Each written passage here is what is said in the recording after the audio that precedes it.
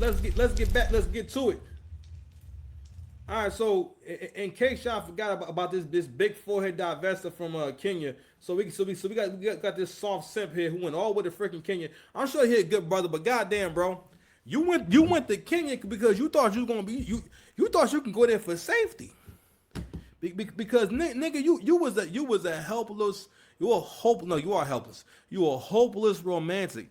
This nigga went to Kenya because he thought he was gonna find a traditional woman with traditional values who's gonna love him for him. You understand me? Let's go ahead and let's get into the story real quick. Let's get into it. Hold on. Divester. Kenyan divester abandons FBA man and black child to go prostitute to old white men in America. Damn. The irony is, she is the one paying old white men to pretend to be with her on TikTok. You cannot make this up, but let's get to the video. It's your boy Kid Greatness, and today we're in Chinatown. Oh, you the... Yes, that is the same person. Now here, I guess that's her actual hair, and we get to see all of her forehead. This brother right here, he in here showing teeth. Goddamn. Niggas always gotta show their teeth. Nigga in here showing teeth, man. Showing teeth. He thinks shit going good. They got a kid together and whatnot. She holding the baby. You know what I mean? They close to the body language. So at this point, they are content creators, right? And they actually are building a family business. All right. One of the best things you can do if you're a person who wants to make some money, if you got a family, make family content, right? There's a lot of money in that. Even if you got to just earn a little bit of money, you guys can earn a whole extra income. Anything over $45,000 is a whole side income. That's a legit side income. That can make a big difference in terms of what you're able to afford, what you're able to save for, how much money you're able to put away, put into your Roth IRA. You know what I'm saying? Law-abiding citizen. Bitch, I've been trapping. I'm like fifth generation trapper, you. You know what I mean? Anyway, let's get into it.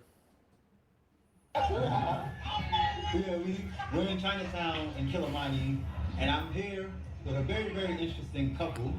They have a channel called US Beats Kenya. I'm gonna allow them to introduce themselves, starting with the lady first.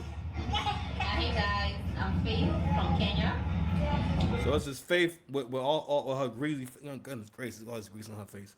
So we don't have to go through this part right here. I just want you guys to see her when she was in Kenya and everything. This is when they're being interviewed as a family, and I want you to see her now. Now again, a few years ago, right? What's interesting about this? A few years ago, if this was before Black YouTube like blew up and everything, where brothers start having conversations and talking amongst ourselves, because what we've been able to do is make content that can actually educate other black men about what goes on out here and what type of time black women are really on, and what a lot of black men now, not a lot of black men don't have the stomach for it because they're not able to deal with the hierarchy, the social hierarchy of men. What black men want to bring it to is our penis size, our strength, you know what I mean, swag, and all that is all good, right? But you gotta understand, in a third world country, listen, nothing is more coveted than a Brad. You right? They can't help it. Even in the first world country, even in the first world in general, and Canada, the UK, the UK. And in North America and in some parts of Australia, which is mad random because Australia's on the other side of the world, but somehow, listen, you know what? Hold on. Fat, bro. I pick. Hold on, sorry, that's the wrong one. Do you see the light bill? Do you see light bill? Right? Light ass face. But a lot of black men don't have the stomach for it, and they're not able to understand that where they're from, and really, and again, in any area, because that's how much coochie credit Brad has built up all over the world. Okay? So the brother thought that, okay, if I get far enough away from the Western world, I'll be able to find me a good woman, right? Because also, too, what some men will also think is, let me find a woman that's so down bad that I'm going to be a prize to her, rather than continuing to build their value up. Now, I don't know how much the brother making. I mean, I would guess he's making pretty good money if he can pick up and move to goddamn Kenya, because the whole story was basically about how she didn't make it seem as though she was fucking with him at all. Whenever someone asks you about how you met the person that you have a kid with, that you're married to, supposed to be a cute story that puts them in a positive light, or if there was a punchline to it, it's one that we can all enjoy. Not this shit where she's basically talking about how like she was trying to play him to the side and everything, and and how she didn't really want to talk to him, and when he finally did get there, yo, she used him to get an apartment. So obviously she probably staying with her family or staying with friends or something like that, and he basically used him to level up.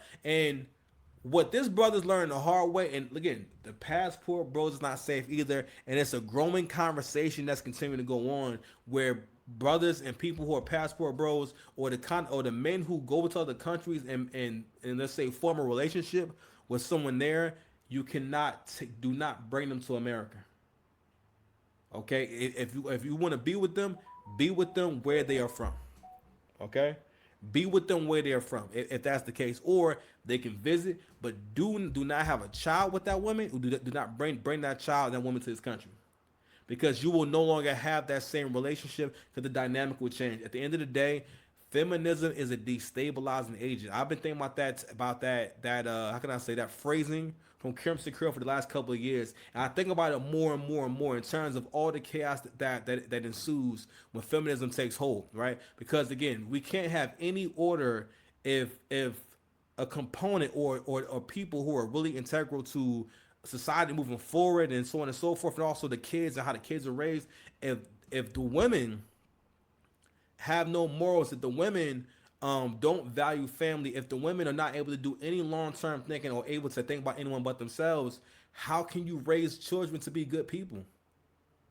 So what happened was he brought this girl over here and everything, and yo, she didn't really actually level up. What she basically does, and again, I brought up the whole point about if it wasn't for black YouTube and black male spaces, somebody might look at this story and be like, God damn, so she left him and leveled up on him and whatnot, and now she dealing with rich white men. Let's play the tape.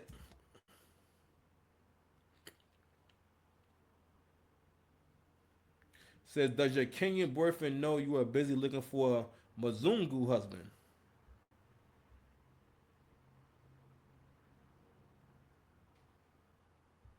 And my man, thank you to my man. So it says, how much did you pay for the shoots? So this is her response. So she's recording email thinking that I missed the plan for some months. So sorry. Okay. So this is supposed to be her response. It's supposed to mean, oh no, I'm not paying no one to be with me, nothing like that. I'm really, so what she wants y'all to think is that she's in a relationship with this older rich white man. All right. And this right here is the divested dream. I'm going to ditch Tyrone, or in her case, I'm going to ditch Brother Demday and level up to a Derek, a Bragg. You understand? Not only that, it was funny is like, when it comes to age gap, right? You have, if it's when it comes to if you're addressing the man, especially with black women, if they're addressing the man is in an age gap relationship because he wants to take advantage of the woman. He has all these predatory things he's going to do to her, and she's going to be this big old victim if he dates an older guy. Whereas, and that's just gaslighting. Everything women do is predatory. Even the situation right here, even she's telling the truth, right? So you're saying that a dude who pretty much rescued you from a third world country and rescued you from basically, I want to get into that, but basically he rescued you, and now you have the opportunity. Now sky's the limit. Rather than staying down with him, and again, that is the Western way. It doesn't matter what a man gives you, what he provides for you, yo. Fuck him. Turn your back on him as soon as you feel so you got a better opportunity. Fuck that nigga. And because we have the internet now, we kind of can see how fickle women are when it comes to relationships, and how much it is a lie that men are the reason why women don't get into or stay in long-term relationships. No, you're just not built for it. And men, there is no safety for your ass.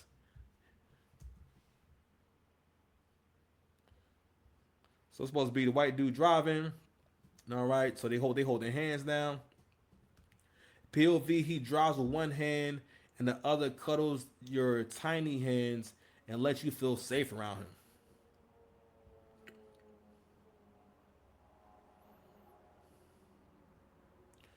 So it's supposed to be a TikTok, right? So I don't want to play music and nothing like that.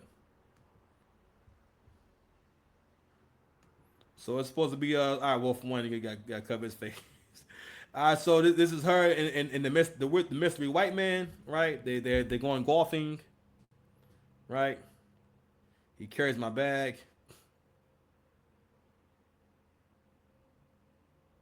Carries my handbag too. Right, here we go. So let's move forward a little bit. Act like a trophy, talk like a trophy. Okay? Treat yourself like a trophy. Make sure every hair is in place. Make sure makeup. So this is her and a bunch of bad wigs. Now, to the naked eye, you would think, oh shit. So you really are living the village girl story. The village girl. This right here is an African Disney fantasy, an African Disney story. She came from the depths of Kenya and leveled up. Now, I mean, now he is in America with a rich white man. Okay, one of the reasons why this is so fucked up is the fact that if he is a rich white man, that means you are in competition with other white women. White men do not see you as competition for white women ever. Ever. It just doesn't make sense. It's the same as if I'm a black guy and I can get my pick of all the big booty girls, I'm going to that'll be the same as a white girl thinking, huh, he's not going to want these beautiful. You think I'm gonna skip over some big booty cuties for a flat back white girl? And the flat back white girl thinking he don't care about the. Now mind you, now she's not fine as hell. She's not like mad fine or really attractive. She's a mid white girl, and she really think that, oh man, he don't want no booty. Yeah, these pancakes will be all right for him. All right, that's how y'all sound, and it's even more insulting for black men because we understand that these men not checking for y'all like that. White men and non-black men have been getting black women pregnant for the last 500 years and making illegitimate kids for like 500 years, fam. It just happened all throughout slavery, and it's happening still today. Those wants and desires, the pining for, because at the end of the day, when we was going through slavery and whatnot, the women looked at master like the man. Okay, because he was still the man around there, and that man was in charge of everyone, so he had status over all y'all. If you think that all